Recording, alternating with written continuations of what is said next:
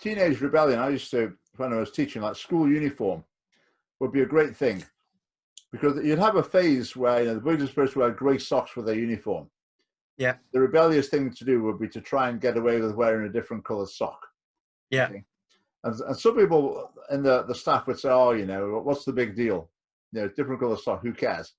Yeah. But I would say, obviously, who cares ultimately? I mean, there's nothing actually wrong with wearing red socks. But the thing is, if you say, oh, you know, who cares, whatever, then that won't become rebellious anymore. So Yeah. what can we do then? What's going to be the thing where we can feel like we're pushing our luck a little bit? So I was thinking, you know, if their form of rebellion is trying to wear yellow socks, and, you know, we're sort of trying to eliminate that, and that's a bit of a battle, a bit of a tension, then that's great. That suits me. I think it probably suits most parents as well, if that's the extent of teenage rebellion. In Germany, we don't have uniformity in school. And I find it quite interesting because obviously I only went to 2 schools, so I can only reflect on the experiences from these 2 schools. But if I compare what behavior-wise, what I see in the UK and in Germany, and you can't compare 2 countries because it's different cultures, I feel that there was more discipline in Germany than here in the UK. And from a theoretical point of view, I like the idea of uniformity, but for some reason it doesn't seem to be executed well, or it doesn't seem to work well in the UK. I don't have the best of impression from... Well, the thing with school uniform in Britain, I feel that the high school local to where I live, they have a school uniform. Yeah. If you see the pupils wearing it, they wear it in a way that just makes a mockery of it.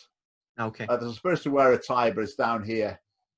And they're basically, so they know when they get dressed in the morning, they know, most of the pupils, from what I can see, they know that they're not doing what they're supposed to do. They know there's a uniform and they're getting away without doing it properly.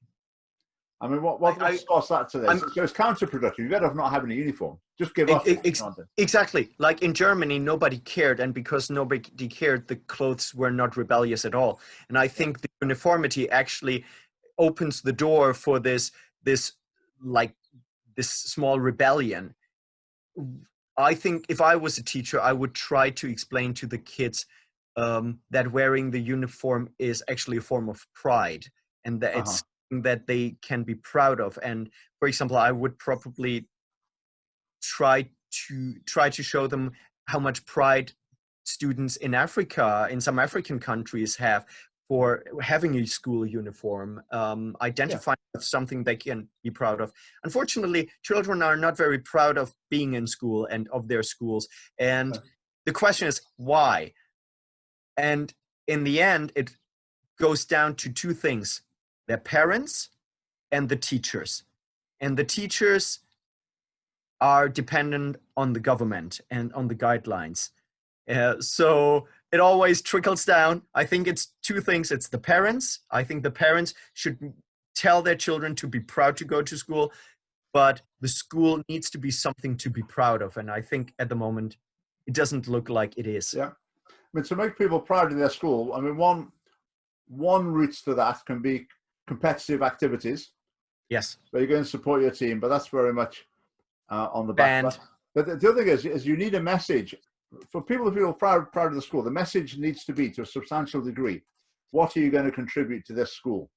Yes. You know, this is a great school. You're really lucky to be here. We're going to do everything we can to help you in your educational journey. But what can you contribute to the school? We've got all this array of activities. You need to be playing your part in it. Absolutely.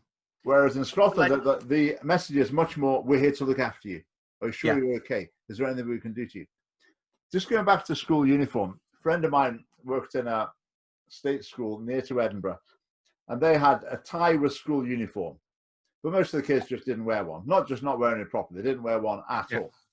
So the senior staff decided they were going to clamp down on this. They'd had enough. So what they did was they had a rule that you didn't get your lunch in the dining hall unless you were wearing a tie. They would not serve you unless you were wearing a tie. Pretty tough, eh? Pretty good.